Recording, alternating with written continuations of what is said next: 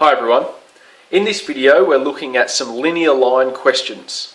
So question 1 and 2 we're finding the equation of straight lines when we know the coordinates and also the gradient in question 1. And then question 3 and question 4 are some tough questions. Question 3 especially, it's a very lifelike exam question.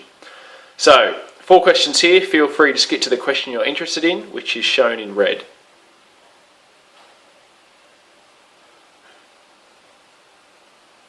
Okay, question 1. We're finding the equation of a straight line or a linear line, they mean the same thing, in the form of y equals mx plus c. So this is the form of a linear line. Okay, now we've got 2 questions here. The first one says it passes through the point 1, 2, so x, point at x1 and y2, and has a gradient of 3. And the second one, it passes through this point. I could say point or I could say coordinate, they mean the same thing. So it passes through the coordinate of 3, 2 with a gradient of -1. So I'll show you now how to go ahead and solve these. So the form, as we said, is y equals mx plus c. Now in this form, m equals the gradient. And we know that this one equals 3. So we can straight away go y equals 3x plus c. But we want to find one more piece of information, this c here. In order to do that, we can just substitute this coordinate in. So this is x and this is y. So I'm going to actually write in sub in 1, 2. So let's go and sub that in. The y coordinate is 2, so 2 equals 3. I'm going to put a bracket around this. The x point is 1 plus c. And now all we have left is c to figure out. So 2 equals 3 plus c. C will equal 2 minus 3, which is -1. So now we can go and substitute this back into here. So our final form and our answer is y equals 3x minus 1. And that's the form we want to leave it in. Second one now, same process, so I'll go through slightly quicker. Y equals mx plus c. Y equals -1x plus c. Now if I have -1x, I'm actually going to grow up in my maths terms and just write that as -x. That means the same thing. Now sub in 3, 2. So 2 equals minus, instead of writing x, I'm going to write this x point here, 3 plus c. So 2 equals -3 plus c. C will equal 2 plus 3, which is 5. So we found c, let's go put it back. Y equals -x plus 5. And there we go, we solved these 2 questions. Question 2, we're finding the equation of these straight lines, it's actually not written there, or linear lines, if they pass through 2 points or 2 coordinates. So we've got 2 questions here. The first one, we know that the line passes through this point and this point. So we need to go and find the equation. Well, we know that the equation of a straight line is y equals mx plus c. We should always remember this. So let's go and write this in here. Y equals mx plus c. Now, question 1 looked at how to solve it when you already had the gradient and one other point. But this time we don't actually know the gradient yet, so we need to go and find the gradient first. So I'll show you how to go and do that. So we're going to use this formula here. M, which is the gradient, equals y2 over y1 over x2 minus x1. And this is pretty much just finding out what's called the rise over the run. That's the formula for it. So I'm going to name this y1, this is x1. x1, y1, x2, y2. So let's go and actually plug these numbers in.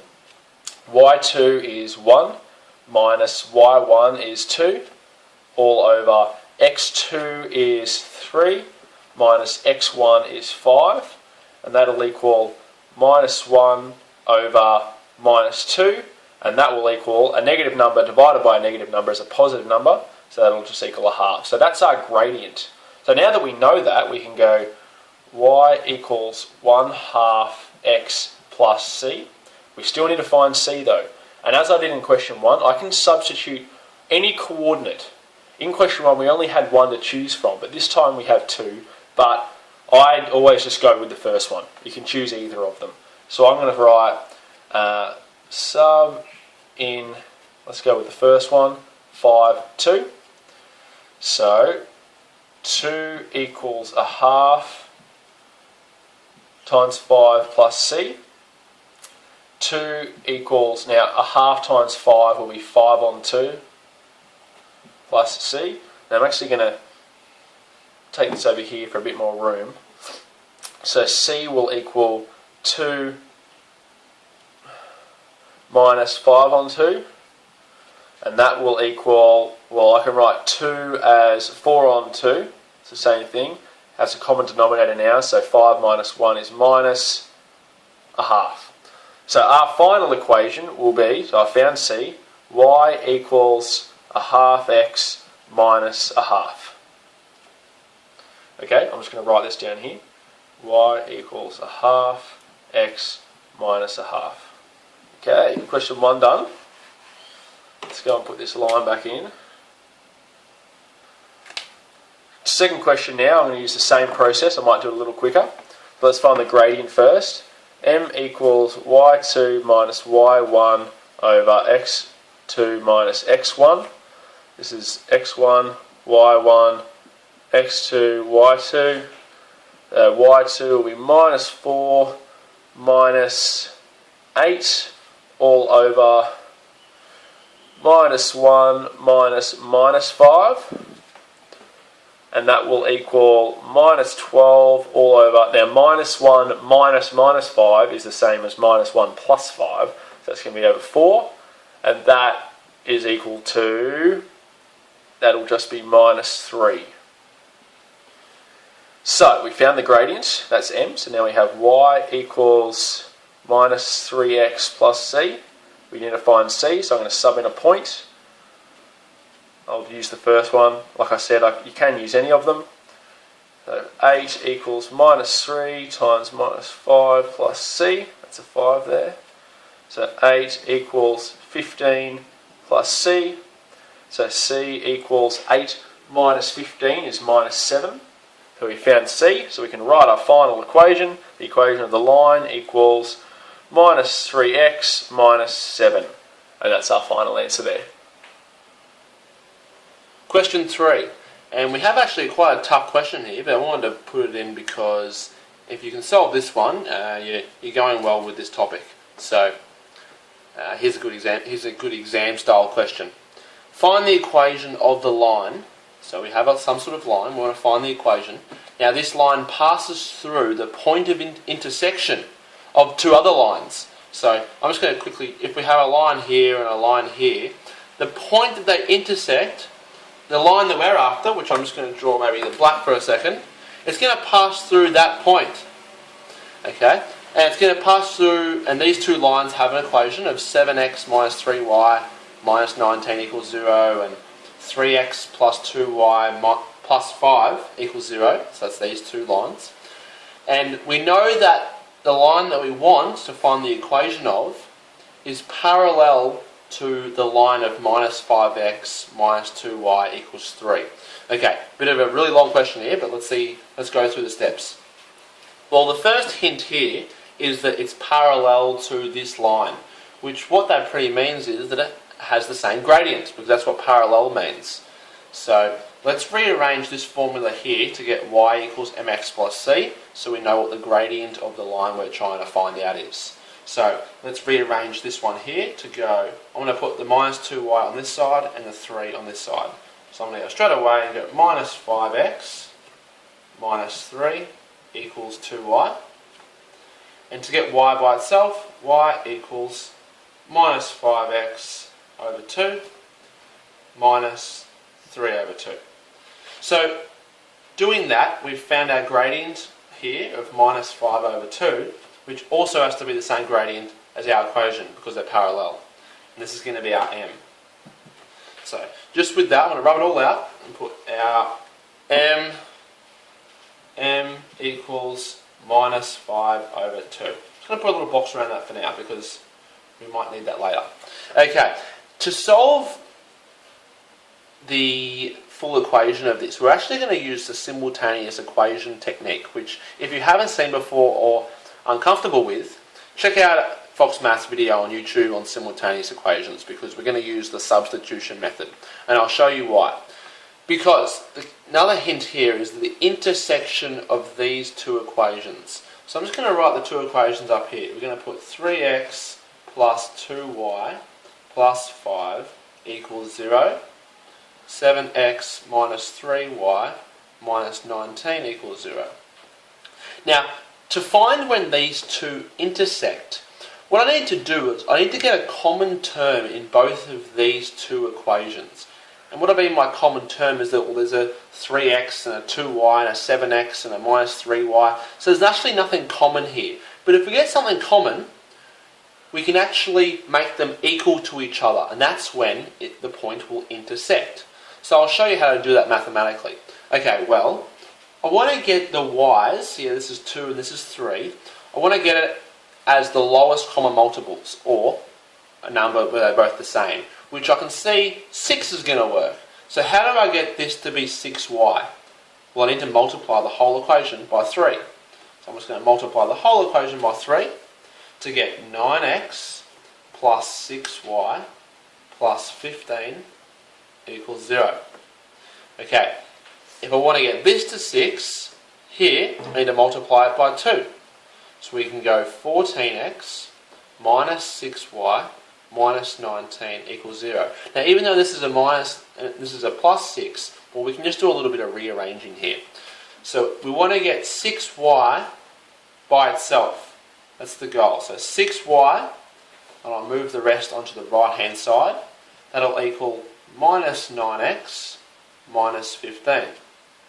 And over here, well, I'll put the 6y on this side to get it positive. We'll go 6y equals, and what's left? 14x minus 19. Okay, so the whole goal of that was to get 6y equals and 6y equals, because when they intersect, they equal each other. So because 6y equals this and 6y equals this, I can go straight away and go, well, minus 9x minus 15 must also equal 14x minus 19. Here and here, because 6y and 6y are the same. Now, by doing that, we've eliminated one of the unknowns, the y. And now, just have x's, we can find out the x coordinate of where they intersect. So we can go, okay, well, there's minus, we'll put a plus over here. So 14 plus 9 is going to be 23x. And, oh, I'm sorry, I've just made a little mistake here. When I times this by 2, this should be, we forgot the times the 19, this will be 38. Oh, my mistake. 38 was 19 times 2, 38. And minus 15 plus 38 will be 23. I knew I made a mistake there because this would have been a really ugly answer. Because then x, well, x just minus equal 1. 23 divided by 23. And with that, remember again, using our simultaneous substitution, we can substitute that into either of the original equations to find out what y equals. So I like to just use the first one just to make it simple. So I'll do it over here and I'll rub it all out. So we can go 3x, which is 1, plus 2y plus 5 equals 0. So I can go 2y equals, well, 3 plus 5 is 8, but if we're going to put it on the other side, it will be minus 8. So y must equal minus 8 on 2, which will be minus 4. Okay, all that work, and I have found our coordinate of our intersection of 1 and negative 4. So I'm going to rub it all out. X equals 1, y equals negative 4. Let's remember that. So x equaled 1, y equaled negative 4. And that's a point that our line passes through. And now, we can finish it off. Y equals mx plus c. We know that's the equation of the line. And let's sub in what we know. Well, we know m, we know y, and we know x. So we can find c. So minus 4 equals minus 5 over 2 times x, which is 1, plus c. So minus 4 can also be written as minus 8 on 2, if we want to take this on the other side, turn to a plus, and this will equal C. And minus 8 plus 5 will be, minus 8 plus 5 will be minus 3 on 2. That equals C. So with that, we can find our final equation of our line. Well, y equals our m, which is minus 5 on 2, x plus c, which is going to be minus 3 on 2. And there's our answer. Question 4, and this is a question that comes under the topic of linear modelling, which pretty much means that we have a worded question and we can adapt that worded question to the linear equations which we've been working with, y equals mx plus c. Okay, let's just have a look at this equation first, because this c by itself, well, we know that's just not attached to anything, so that's often just, it's there by itself and it's some sort of starting point. And then this m is multiplied by x, and x is usually, I don't know, some sort of thing that you can increase or decrease, and this m's attached to it. So let's have a look at the worded question, and let's see what we can get out of it. Okay, Jack, myself, I receive $300 per week working at the golf shop, but I also earn $20 extra for every set of golf clubs I sell. So we want to work out how much did I earn in a week when I sold 33 sets of golf clubs. Well, we can actually use this linear equation or linear modelling to solve this, because, well, instead of y, I'm going to put maybe $, how much? And that's going to be equal to, and we can use this here, because the c, or what's always going to happen, what's guaranteed, is that I earn $300 per week. So I'm just going to put 300. But that's plus, this plus here, well, the x in this scenario, which depends, is going to be $20, because $20 is multiplied by, well, how many sets do I sell? Because if I sold one set, which is m, say it was 1, well, I just earned $20. But if I sold 2 sets, it'd be $40. So in this case here, I had a really good week and I sold 33 sets of golf clubs. And we want to work out how much did I earn. So it's actually a question where you probably be able to do in your head or on a calculator, but this is why it's relevant to linear modelling. So this is actually it. I earned 300, which is my base rate, plus 33 times 20. So we can do that. Well, 33 times 2 is going to be 66. So add the 0, it's going to be 660. Plus 300. So in the week that I sold 33 sets of golf clubs, I'll earn $960.